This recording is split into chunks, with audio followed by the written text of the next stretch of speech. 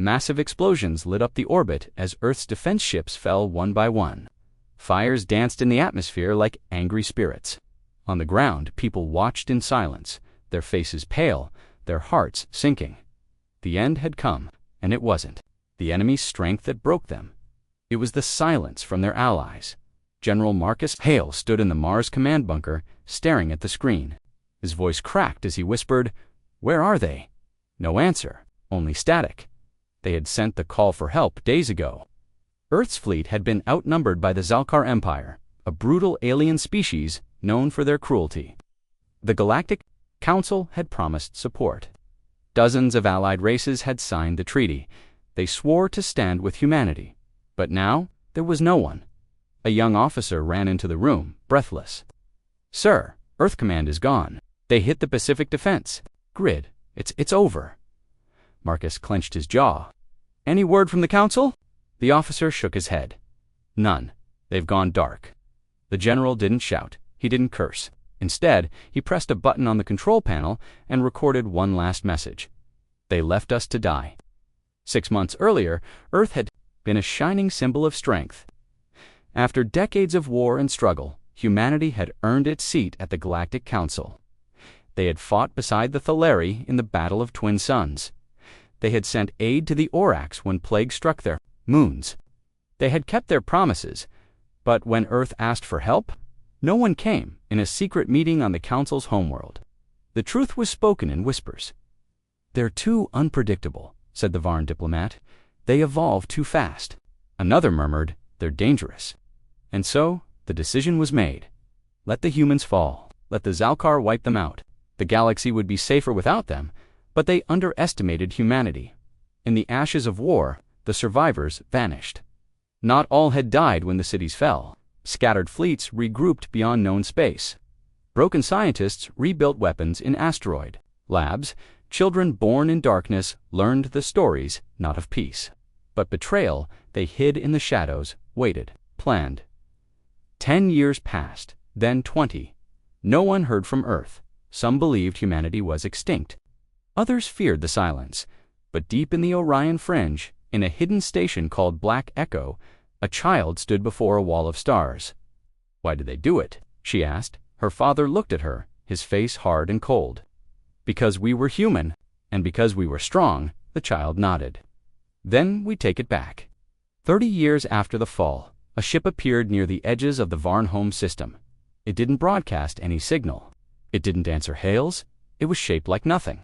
The galaxy had seemed black, sharp, and quiet. The Varn patrol ship approached carefully.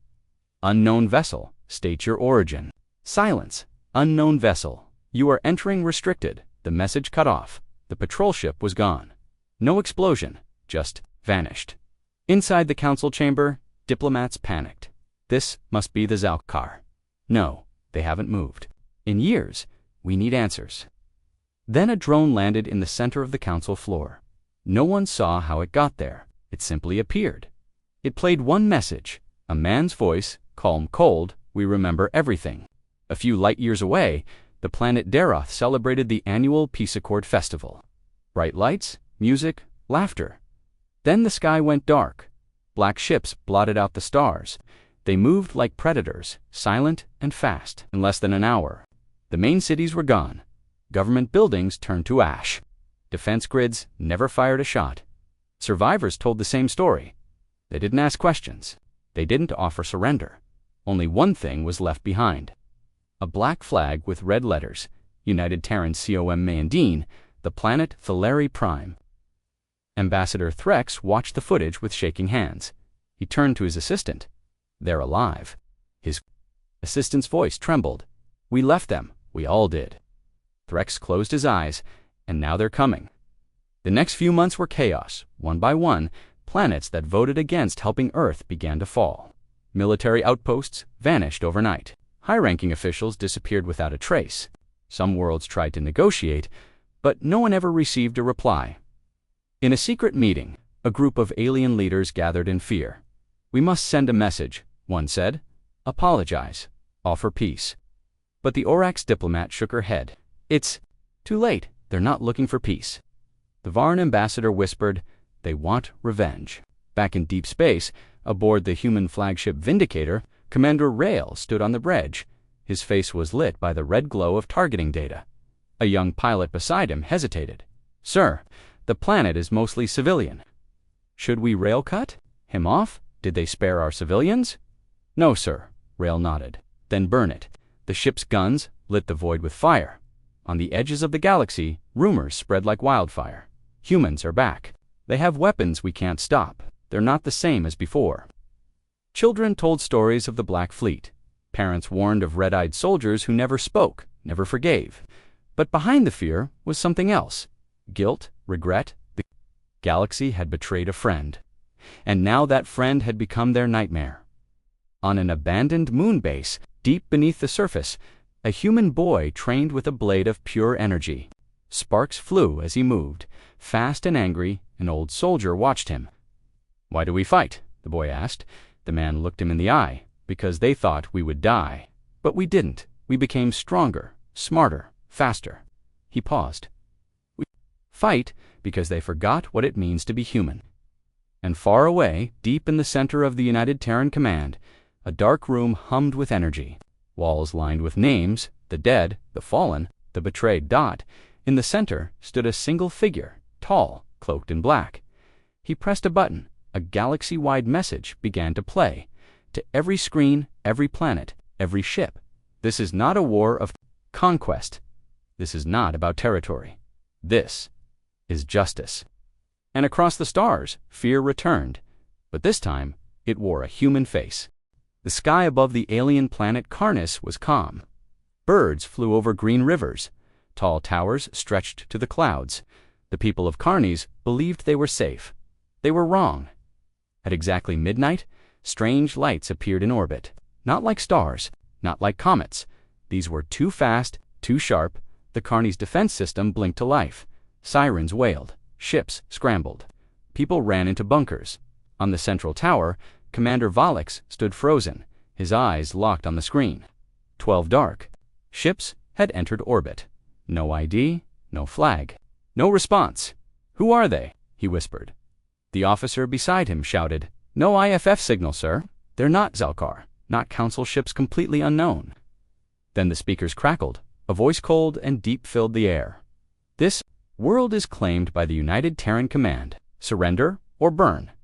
Everyone in the room froze. Valex's skin turned pale. "Terran, that's impossible. Humans are extinct." 35 years ago, Karnis had been one of the loudest voices. In the Galactic Council, when Earth called for help, Karnis said no.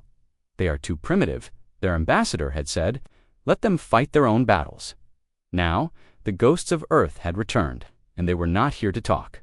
The 12 black ships moved like shadows, faster than anything the Karnis fleet had ever seen. Plasma rounds bounced off their shields. Their counterattack was silent and perfect. In 20 minutes, Karnis's orbital defenses were gone. One by one, towers exploded across the capital. The people screamed. They looked to the skies. They hoped it was a mistake. But the truth was worse. In a small farm village, far from the city, a young girl named Rhea hid under her house. Her parents held her tight as explosions echoed in the distance. "Are the Zalkar back?" she asked. Her mother shook her head. "No, this is something else." Above them, black figures dropped from the sky. Not in ships. In pods they hit. The ground stood up and marched forward. Humans, tall, armored in black, red visors glowing. They didn't speak. They didn't hesitate. They moved like machines. But they were not machines. They were angry. They were focused. They were the children of Earth at the Karnis spaceport. General Valix tried to escape in a private shuttle. As the engines roared to life, the shuttle bay doors opened. A single human stood in the path. Valix's guards fired. The human didn't move. He simply raised one hand. The bullets stopped in the air, and then they flew back. The guards fell. Valix dropped to his knees. "Please," he begged. "We didn't know. It was politics." "We never meant." The human tilted his head. His voice was cold. "Mercy is not in our orders." An hour later, the United Terran Command broadcasted a message across the system. This world was part of the betrayal. This world has been judged. This world now belongs to Earth. The Galactic Council was in chaos. In the High Chamber, The Thalari ambassador slammed his fist on the table. "We said they were gone." The Varn senator whispered, "That wasn't a fleet. That was a warning." "We need to respond," shouted a diplomat.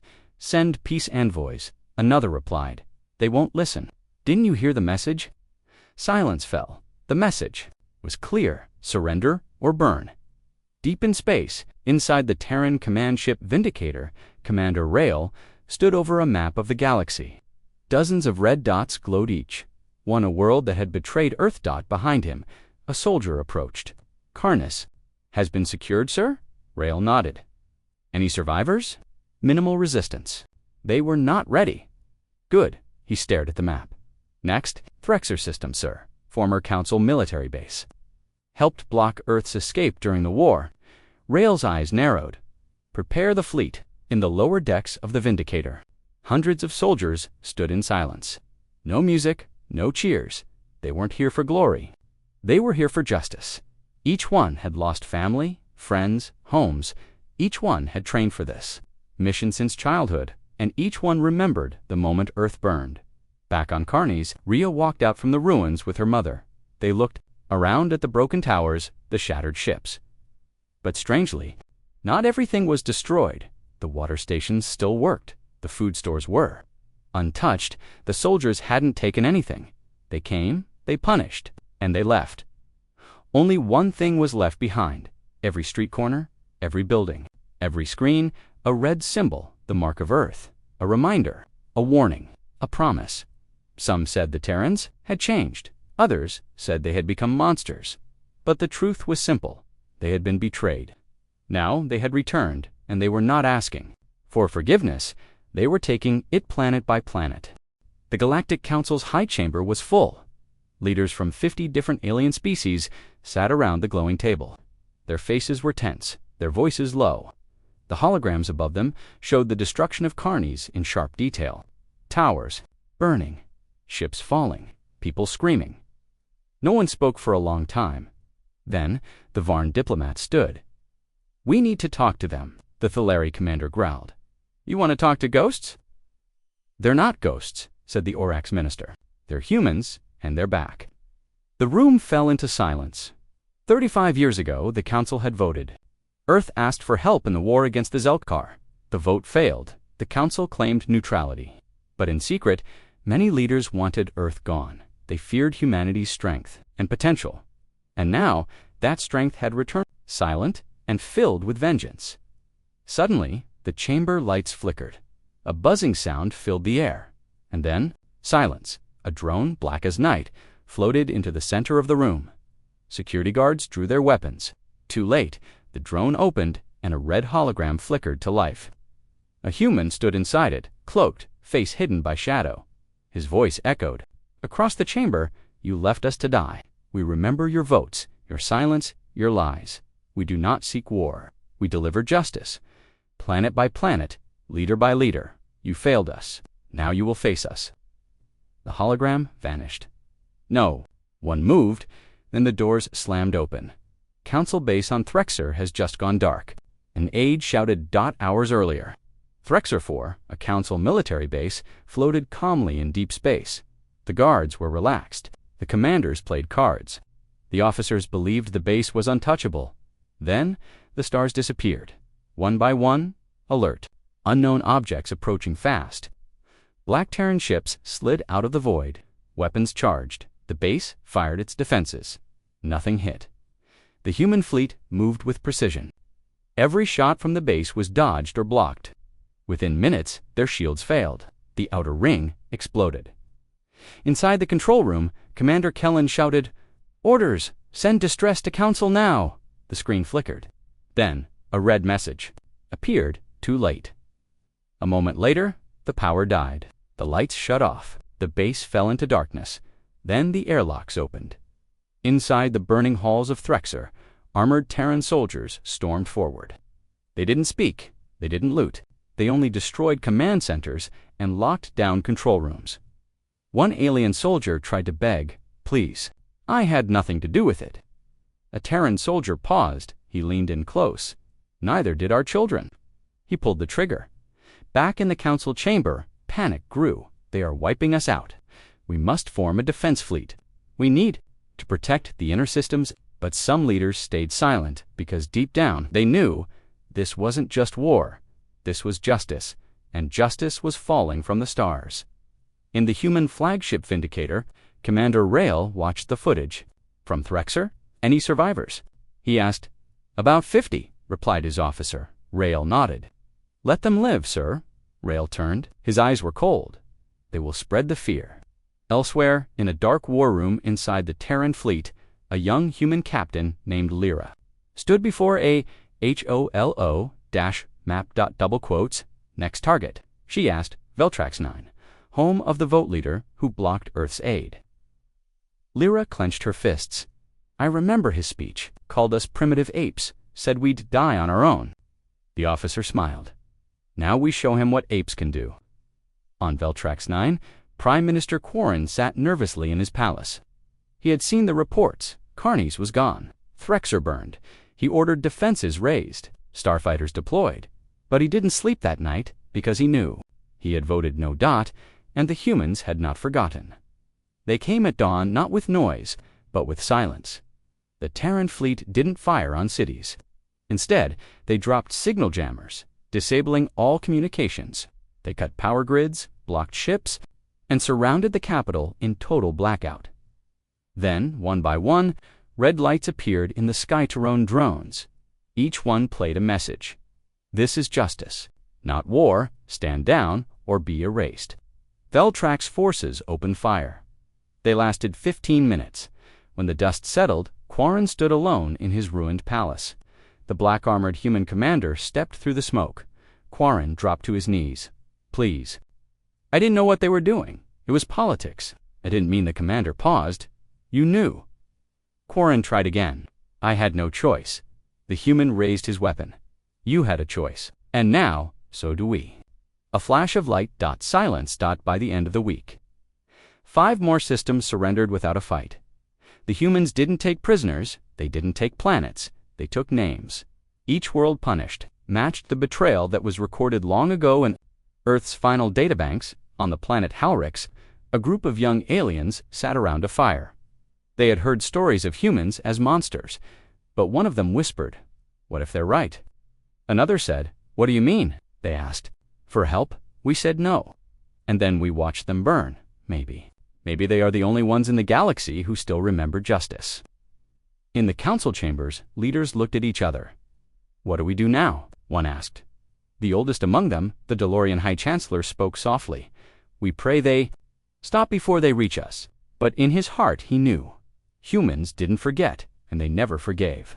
Back on the Vindicator, a quiet message was sent through Terran channels. A single phrase.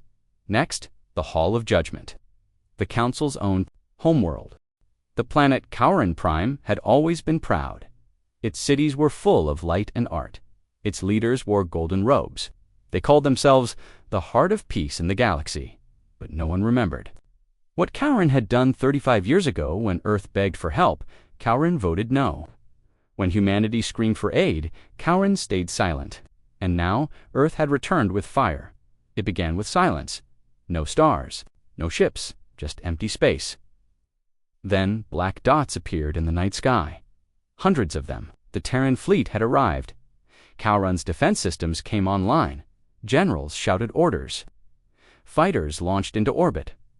But within seconds, they saw the truth. The humans didn't come to talk. They came to punish. Inside the Kaurin War Tower, Chancellor Vena watched the screen. She had seen the reports from Carnes, Threxer, and Veltrax. But she told herself those were lies, propaganda, exaggeration. Now, the fire was here. A captain ran to her. "Ma'am, our fleet is gone. No survivors gone," she asked, stunned. They never had a chance. The humans. Their ships move. Without sound, our weapons don't even touch them. Vena stood frozen. "Send a signal to the Terrans. Say we surrender." But the comms officer replied, "They already jammed everything." Above the planet, the Vindicator hovered like a silent god. Commander Rail stood on the bridge, watching Kaurin's cities below. "Status?" he asked. Captain Lyra answered, "Shields down, planet exposed." "What are your orders?" Rael stared at the largest city, Varela. I remember Varela, he said quietly. They held human refugees there, then handed them to the Zalkar. He looked down. Burn it.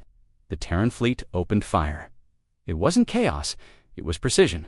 Each strike hit military centers, power plants, command towers. No civilian homes were touched, but the city still fell. Varela's towers exploded in flames. The sky turned red. Clouds of smoke rose like ghosts. The people screamed, not in anger, but fear. The humans didn't talk, didn't demand. They only acted. In the lower levels of Varela, an old Kauran teacher huddled with her students. She whispered, "They're not monsters. They're justice." The children didn't understand, but they listened. She told them the truth about the vote, the silence, the betrayal. And as the city shook above them, the truth burned brighter than the fire. Back on the Vindicator, Lyra watched the feeds. Are we evacuating the civilians? Rael shook his head. We're not conquerors. We're not saviors. Rael stared into her eyes. Neither. Did we in the ruins of Varela? A message played from a Terran drone. You let us burn now. We remind you what burning feels like. One betrayal, one world. Far away, on another part of Kauran, a young man named Dren ran from the fire. He had once studied human history at the university. He admired Earth's art, its courage, its passion. Now, he saw their fury. He ducked into a broken library and hid behind the shelves. There, he opened it and read the last line, "We begged for help. No one came." In the council chambers across the galaxy, panic grew. They attacked Kauran, but Kauran is peaceful. Not to Earth. Kauran let Earth burn. Now Earth returns the favor. We must act now. But no one knew how. The humans had better ships, stronger shields, faster weapons, and worst of all, they didn't speak, they didn't warn, they didn't stop. Later that night, on the darkened streets of Kauran Prime, hundreds of red lights flickered. Drones. Each one hovered above buildings and played the same cold message. This world is no longer yours. This world belongs to memory, and the memory of betrayal never dies.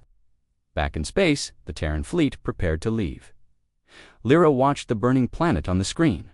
What now? She asked. Rael's voice was steady. We mark this world.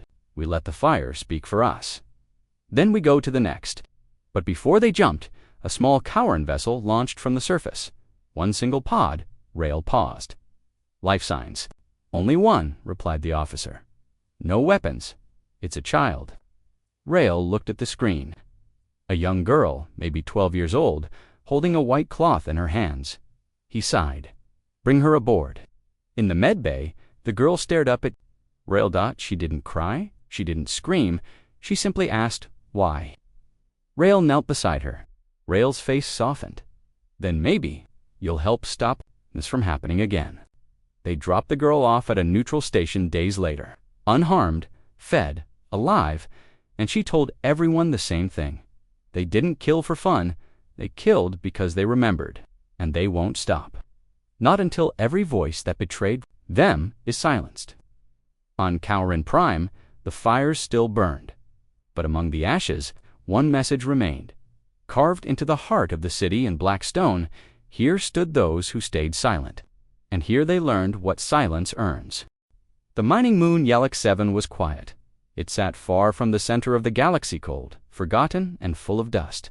Most people didn't even know it existed. But inside a small metal building on the surface, stories were told in whispers.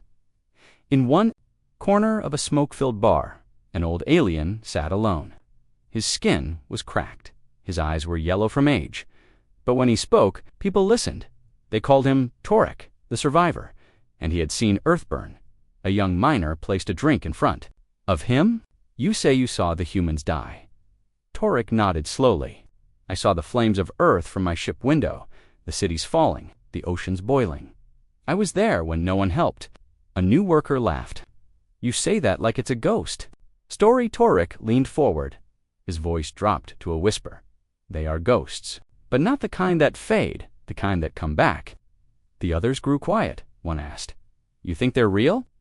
All this talk Carney's Kauran? Threx, or could it really be them? Torek looked them in the eye. You weren't there when they begged for help. I was, and I was there. When we turned our backs outside the bar, the ground began to shake. Small, soft, at first like a distant rumble. Heavier, stronger. The bartender stepped outside. He froze in the sky. A single ship hovered black, sharp, silent, a Terran warship inside. Torek stood slowly. "They've found me," he said, not afraid, only tired. "I knew they would." The others panicked. "Why you? You didn't shoot? You didn't fight?" "I didn't stop it either," Torek replied. "That was enough." The Terran ship landed without a sound. The door opened. Out stepped two human stall. Armored, helmets glowing red. One carried a small device. It beeped. "This is the one," the soldier said. Torek nodded. "Let me speak." They brought him aboard the ship, not in chains, but in silence, in a small gray room. A voice came from the wall. "You were on the council." Torek nodded. "Yes." "You watched Earth burn." "Yes." "You lived." "Yes," he whispered. "Why?" Torek looked up, because I knew they would return, and I wanted to be the one who warned them. The door opened. A human commander stepped in, her face scarred, her voice calm. "You want to help?" Torek nodded. "I do." She tossed him a datapad. "Then speak. Tell them what's coming. Tell the galaxy what happens when you betray Earth." That night, Torek's message was broadcast from Yellock 7 across dozens of systems. His voice played. On every screen, I saw what we did to Earth. I watched the votes. I heard the silence. And now, I see what comes for us. They are not monsters. They are justice.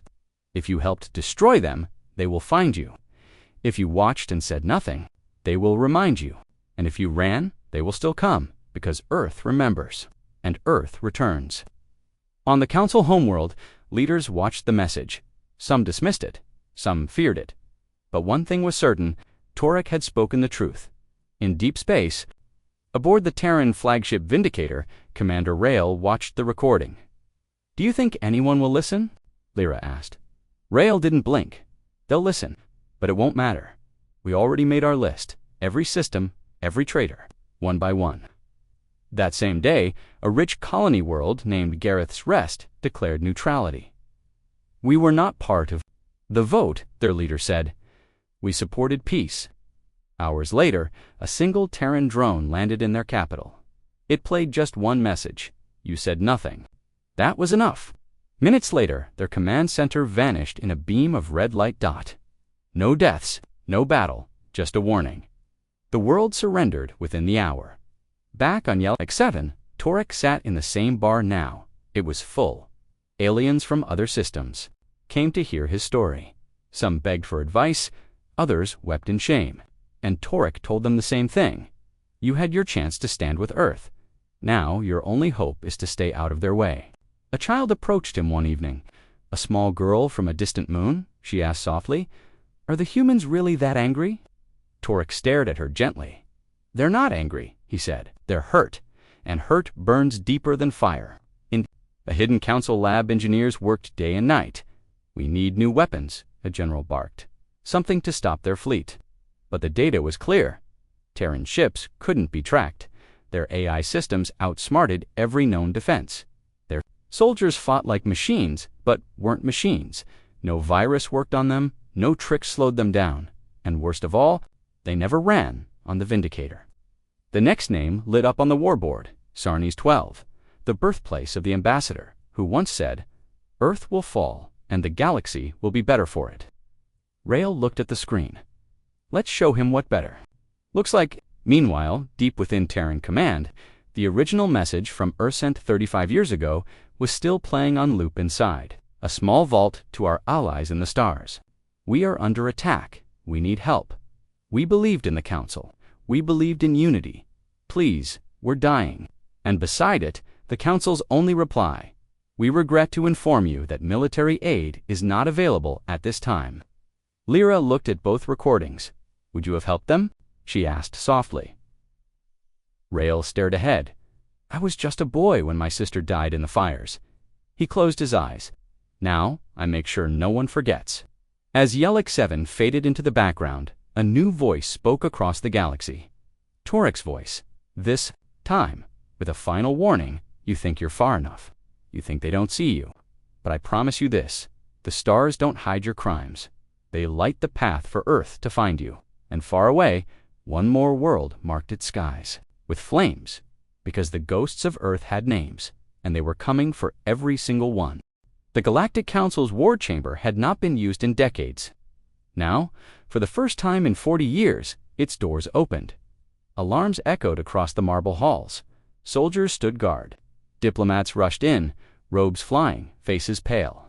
Across the curved chamber, giant screens showed planet after planet burning. Karnas, Kauron, Veltrax, Threxer, and now Sarni's 12-5 worlds lost. All without warning. All by the same enemy. Humanity, the ghosts of Earth, had returned, and they weren't slowing down. "Silence," shouted Chancellor Dazari, pounding her staff on the floor. The room calmed. "We must take action. This is not one or two raids. This is an organized campaign. Earth is making war world by world." "They have no allies," shouted a senator from the Freyland system. "No trade routes. They should not even exist." "And yet," muttered the Thaleri delegate, "they burn through fleets like paper." Admiral Jax of the Galactic Navy stood. His uniform was perfect, his voice sharp. "We underestimated them. Their weapons, their tactics. This is not the Earth we ignored 35 years ago. This is something else." "They're angry," whispered a nervous voice. Everyone turned. It was Minister Tolek from the Orax cluster. His skin was pale blue, eyes filled with dread. "We left them to die," he said softly, "and now they've come to remind us." A new screen lit up live footage from Sarni's 12. Human drop pods fell like meteors. No warning, no signal. Troops stormed bunkers with perfect coordination. The governor's palace turned to ash in seconds. There were no demands, no speeches, just 2 words, justice delivered. "We have to stop them," growled Admiral Jax. "We form a united war council. Every race, every ship, one combined fleet, even the Zalkar." Someone asked. "They tried to destroy Earth once," the admiral replied. "Now, humans destroy everything. They may be our only chance." In the far corner, a young aide entered, holding a datapad. He hesitated. "Speak," snapped the Chancellor. The aide gulped. "We've tried to reach them." "The humans," he nodded. "Yes, we sent a message. A formal request to discuss peace." Everyone leaned forward and asked Dazari. The aide's voice trembled. They sent back a single reply. He placed the datapad on the table. One line glowed across the screen. "You had your chance." Back in deep space, aboard the Vindicator, Commander Rail reviewed battle reports with Captain Lyra. "Council fleets are gathering," she said. "They're uniting now, every species they can find. They'll be coming for us." Rail didn't flinch. "Let them." Lyra lowered her voice. "Sir, what if some of them truly regret what happened?" Rail turned. "I don't want regret. I want memory." He stepped closer to the glass. "They must remember what betrayal costs." Far away, in a council warbase on Carthion, diplomats and generals argued, "We must defend our central systems." "No, strike them first. Find their base." But no one knew where the Terran fleet came from. It moved without trails, without signals. Like shadows, some whispered they had built cities inside dead stars. Others said they had tamed black holes, and then, without warning, all the lights went out. The war chamber plunged into darkness, and a small drone floated down from the ceiling. Red lights blinked. Then a projection began. A human child, maybe 13, appeared in hologram. She spoke slowly. "You called us weak. You let our homes burn. You said we were too young to lead. Now we are the leaders of vengeance. Run, hide, lie. It won't matter. Earth is awake, and we are coming." The drone exploded. No one was hurt, just terrified. A day later, Admiral Jax stood before the first United Fleet in 40 years. Over 600 ships, battlecruisers, fighters, drones. The strongest armada since the last galactic war. "This is the moment," he shouted. "We strike the Terrans first before they take more." They set a trap on the edge of the Zellery belt. They left a small outpost unguarded full of old Earth tech stolen long ago. They waited silent, hidden, and then the Terrans came, but something was wrong. The human fleet arrived, but too fast, too bold. No scouts, no caution. "We have them," shouted Jax. "Lock all weapons." His fleet rose from the asteroid fields surrounding the enemy.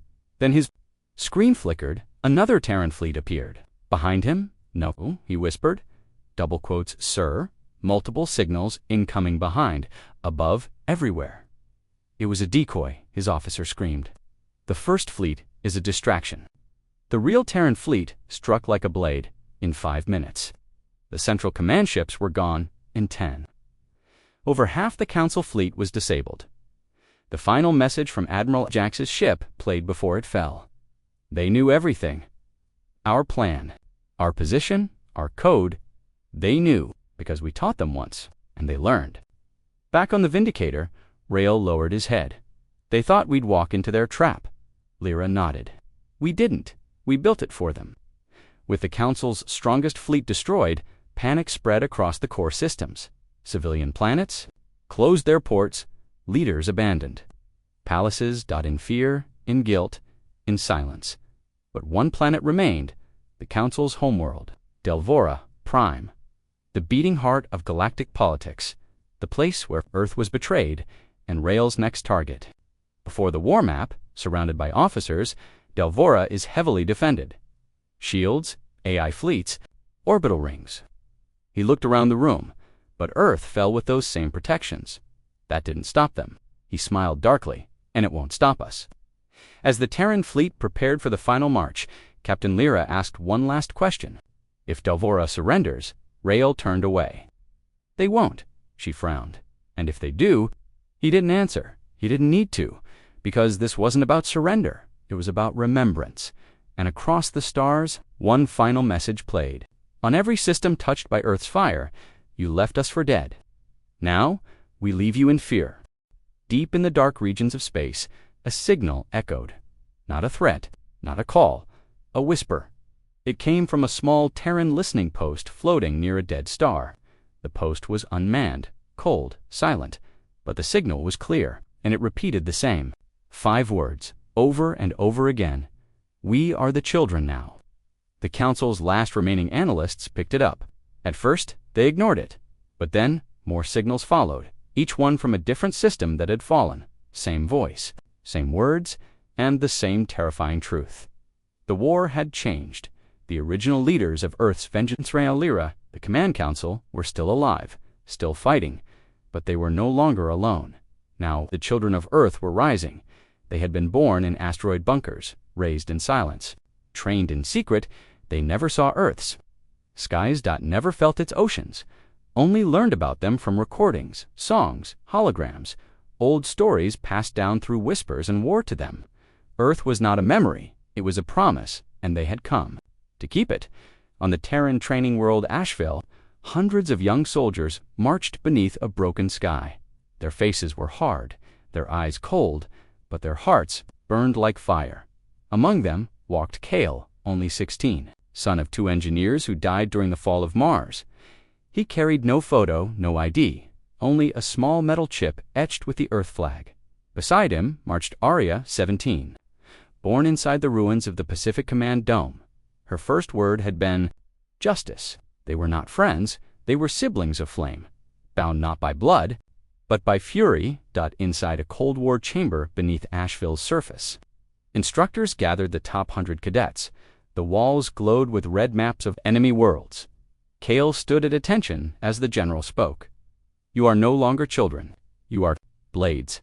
The Council once voted to watch us die. Now, you will remind them what our survival means." He pointed to the center of the map, Delvora Prime. The Council's homeworld, the last stronghold, heavily protected, surrounded by fleets, drones, and orbital rings. And yet, next on the list, on the Council homeworld, Chancellor Desari prepared for the worst. Her spies had confirmed the truth. The next wave was not led by old Terran warriors. It was led by their children, their training kids, she hissed. "They're sending children to destroy us." "No," whispered her advisor. "They were children now. They are justice." In orbit above Delvora, thousands of Council ships waited. The sky was full, a giant wall of power, and still. Fear filled the air, because none of them knew when Earth would strike, only that it would. And then they arrived. not in one wave, but in hundreds of pieces, tiny pods, silent, hidden. They slipped past sensors, dodged satellites, until suddenly they lit up every drone, every pod, every ship, thousands of small red beacons, and from them stepped the children of Earth, each one armed. Calm, ready. Kale stood atop a Delvoran tower. Alarms screamed. Ships raced through the sky. But he didn't flinch. He raised his blade to the wind. We remember Earth. Arya stepped beside him. We remember silence. Together, their team activated their beacons. Across the city, lights flickered. Power died. Shields fell, and then the ground shook. The council had built bunkers, cannons, walls of fire, but they were built for armies, not ghosts, not shadows, and not children who had trained their whole lives for this single day. In the central hall, Dazari watched the city fall. She cried out, "Stop them! They're just kids!" But the guard next to her only shook his head. "No, ma'am, they're Earth." Inside the council tower, Arya and Kale led their strike team. They didn't shout, they didn't cheer, they moved like lightning silently, perfectly. One guard reached for a weapon. Arya stunned him. Kale picked up a datapad from the ground. On it were old council votes. One file showed Desiree's signature. She had voted no during Earth's final plea. He smiled. This ends now. They entered the grand chamber. Desari Tan stood alone. Her guards were gone. Only silence remained. She looked at them, children in armor, faces calm. "I did what I had to," she whispered. Arya raised her rifle. Kale lowered it with his hand. He stepped. "Closer. You left us to die." "I didn't know." "Yes, you did." He handed her the datapad. Her vote glowed in red. He turned away. Earth forgives nothing. They walked out without firing a shot. The message was enough. The memory was, Worstat Delvora surrendered. The next day, no fires, no cities destroyed, no bloodbath, only fear. The children had come, and they had won back on Ashful. Kale and Arya stood before their commanders. Rael looked at them both. "You did it," we reminded them, Kale said. "Do you want medals?" "No, peace, not." Yet, Rael smiled. "You sound just like us." Across the galaxy, the war began to shift. The council started to fall apart. Allies turned against each other. Worlds shut their gates, because now, it wasn't just Earth's soldiers attacking. It was their children, their future. And nothing was more terrifying than a child who had learned pain too early and carried it perfectly. In a small school on a Terran colony, a teacher wrote on a board. The children sat quietly. She wrote one line, "We are not born in fire, but we will return to it if forgotten." The students nodded. They knew the stories, they knew the war, and someday they too would remember. The once proud towers of Delvora Prime stood in silence. The capital of the Galactic Council, once shining with banners and ships, was now dark, quiet, and surrounded by black Terran beacons. They didn't destroy the city. They didn't occupy it. They simply left their message burned into the heart of the central square. Betrayal remembers. So does Earth. The people of Delvora stayed indoors. The politicians locked their doors. And the council, broken and beaten, called for an emergency session. But this time, only half showed up inside the high chamber. The circular table was nearly empty. Dozens of chairs stood unused. The glowing crest of the Galactic Council flickered overhead like a dying star. Chancellor Dazari entered last. Her hair was unkempt, her golden robe torn, her voice weak. "They didn't kill me," she said softly, "but they made me feel like I was already dead." The others stared at her. "What do we do now?" asked a surviving senator. No one had an answer. On nearby screens, reports came in like endless rain. Sarni's 12's fleet has defected. Veltrax is evacuating all leadership. Calron Prime has renamed itself New Terra and asked for peace. 30 systems have cut ties with the Council completely. The Council was crumbling. Not because Earth was winning every fight, but because no one wanted to fight anymore. Fear had become the greatest weapon of all. Meanwhile, aboard the Vindicator, Commander Rael watched the galaxy tear itself apart from a distance. Captain Lyra entered. "Sir, the Council's communication net is offline. Their own systems are turning against them." Rael nodded. The house they built was made of lies. We just lit the match. Lyra hesitated. There's something else. A message. Not from the council. He turned. From who? From a small independent world journalist. They say they never took part in Earth's betrayal. They want to talk. Rail raised an eyebrow. Talk, or beg. Far across the stars, the leaders of Junalese met inside a simple underground bunker. Their robes were not made of silk, their walls weren't gold, and their voices did not tremble. We never voted against Earth, said President Vera. Her advisors warned her. Still, Earth may not care. I know, she said, but maybe, just maybe, we speak before they fire. She pressed send on the message. Back on the Vindicator, Rail watched the message in silence. Then he spoke to Lyra. Do you believe them? I don't know, but their world has no fleet, no weapons. If they're lying, they'll fall in a day. Rail narrowed his eyes. Prepare the observation ship. No weapons. I want to see this place myself. For the first time since the war began, a Terran vessel arrived without fire. No bombs, no beacons, just a single black shuttle. The people of Junalis stood in silence as it landed, and when the door opened, it wasn't soldiers who stepped out. It was children. Kale and Arya. President Avira stepped forward. You are Earth, Arya answered. We are what Earth became. Avira knelt. Then we welcome you in peace. Inside Junalis halls, Kale and Arya walked past old human art. Photos of Earth's cities, maps of ruined lands. One child even carried a Terran flag, hand-sewn by her mother. You saved these, Arya asked. We remembered, Avera replied, even when the council forgot. Later that night, Kale sent a message back to the fleet. Junalis does not deserve fire. It deserves a future. Rail received it. He closed his eyes. Spare it. But as Earth showed mercy to one world, the rest of the galaxy continued to break. On Carnes 2, civil war erupted. Half the population supported Terran justice, the other half called for resistance. Fires lit the night sky. On Zavakor, a rogue council admiral tried to form a new defense fleet. But the human A is hacked their warships mid. The entire fleet turned around and self-destructed. No warning, no message only. A final command left behind on their screens. You helped silence us now, we silence you. Inside what remained of the council chamber, Chancellor Dazari stood.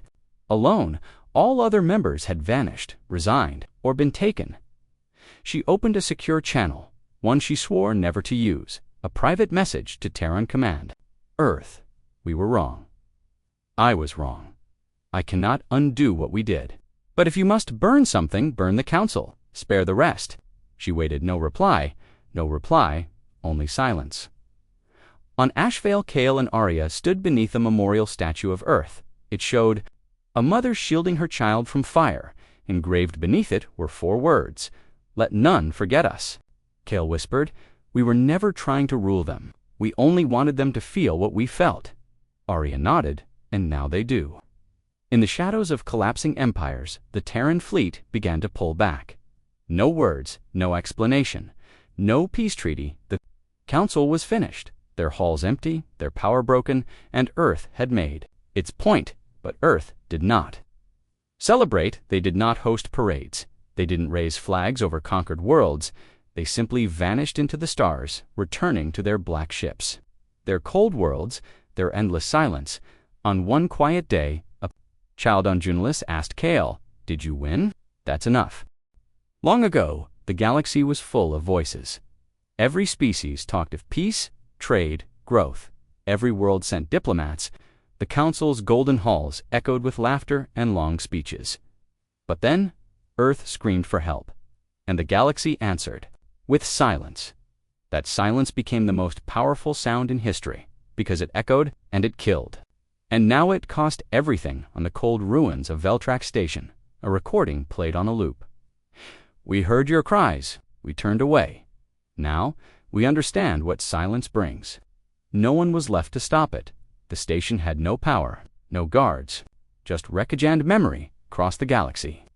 Once proud worlds fell quiet. Delvora primed, the heart of the Galactic Council, was now a ghost city. Its people whispered in the streets, not about Earth's fire, not about the warships, but about the silence that had come after Earth stopped speaking. It was worse than any bomb on a neutral world called Varaneth. Survivors from a dozen systems met. They weren't leaders. Not anymore. They were the ones who had watched Earth burn from their comfortable palaces. Now they slept in caves. Why didn't we help them? Asked an old Thaleri noble. His hands shook. No one answered, because they all knew the truth. They didn't help Earth because they didn't believe Earth would survive.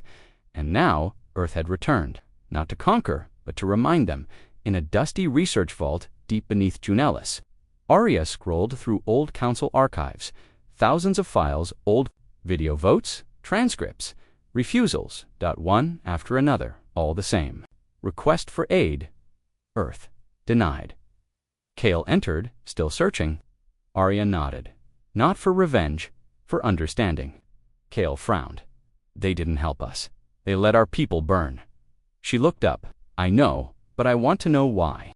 Why was their silence so easy? Back on the Vindicator, Commander Rael met with the last Terran Command Council. No soldiers, just thinkers, engineers, historians. Rael stood before a blank screen.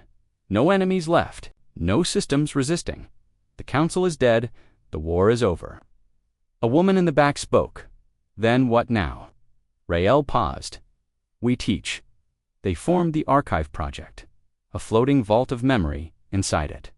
Every message Earth sent before the fall, every denial, every betrayal, it would orbit alone, unmanned.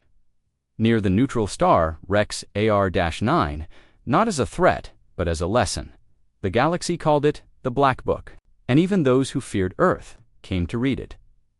Aliens from broken systems would travel for weeks just to hear the voices of Earth's dying days. A child's scream from the Mars refugee dome. A general's last call from New Delhi base. The final signal from the Pacific firewall, please. We are still human. Don't forget us. Many wept, some collapsed, some left in silence, but none ever came back the same. On Threxer, a young prince stood in the ruins of his family palace. He asked his mother, "Did we fight the humans?" She shook her head. "We didn't fight them. We ignored them. That was worse." Kale stood on a cliff, overlooking Asheville's burned canyons. Beside him, Arya placed a small silver box into the ground. Inside were the names of every human colony that died during the silence. "Is it enough?" she asked. Kale looked at the sky. "No, but it's a start." They built no statues, they claimed no capitals, they left behind only one message.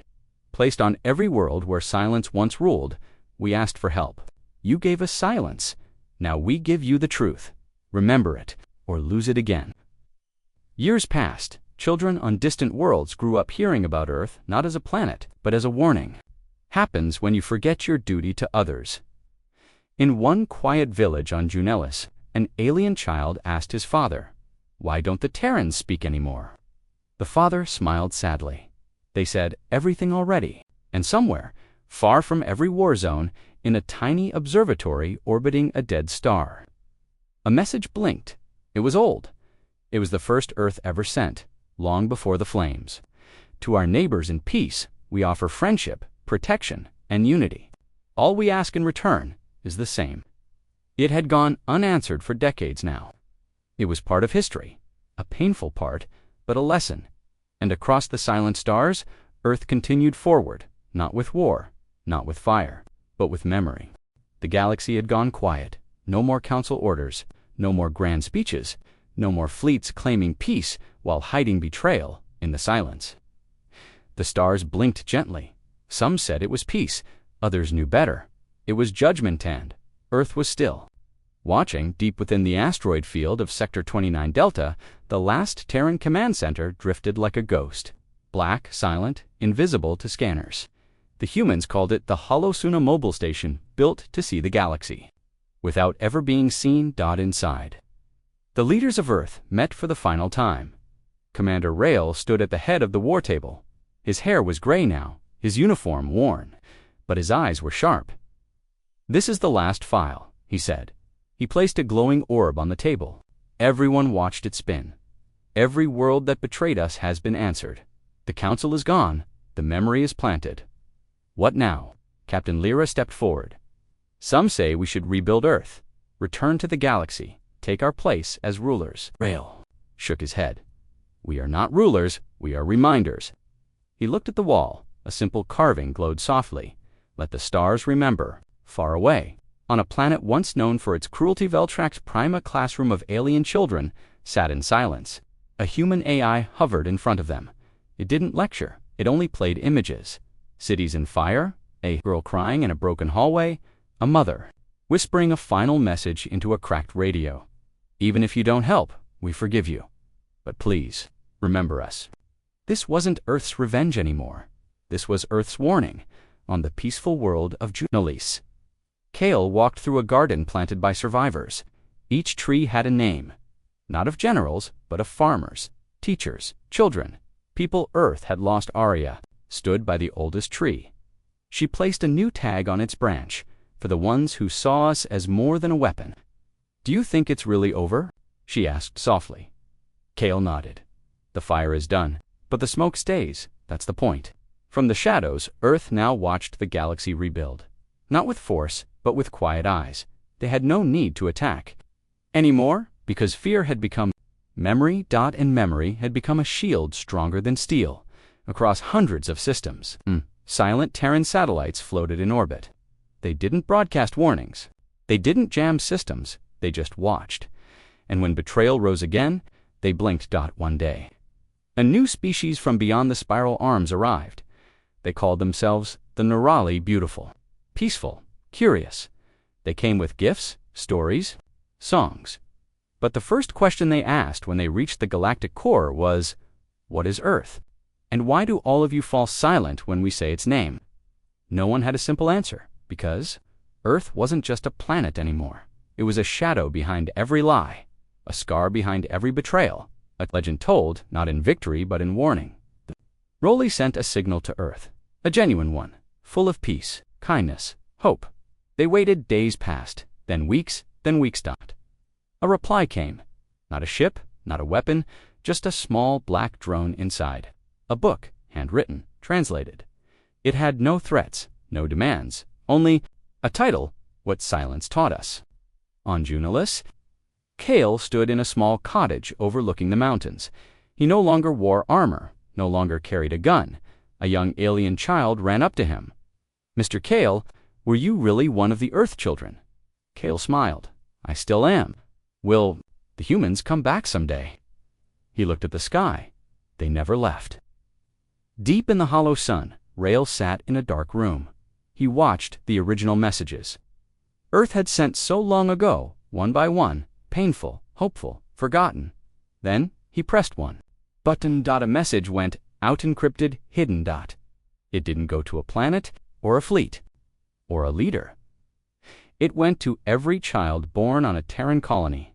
One simple line: never forget who we were, so they never forget what they did.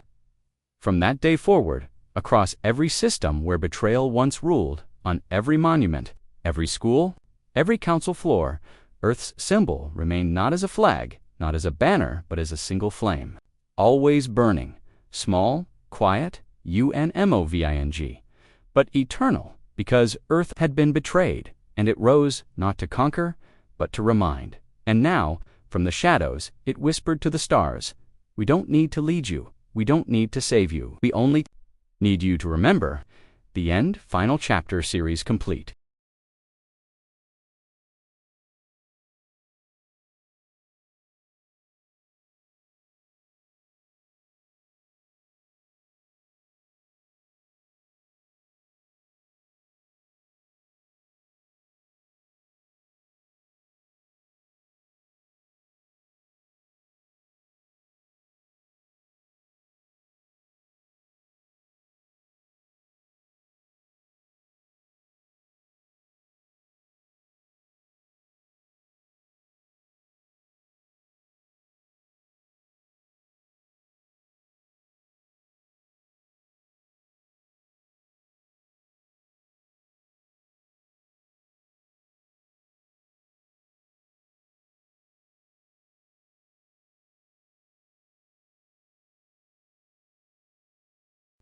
The sky over the Pacific Ocean turned bright like fire. People stopped in the streets, staring upward. Something huge was falling fast, glowing and burning through the clouds. Most thought it was a meteor, but deep underground, inside the UN command center, alarms began to scream. General Kim stood in front of a giant screen. Red lights flashed everywhere. "This isn't natural," she said, her voice sharp. "It's changing direction. Meteors.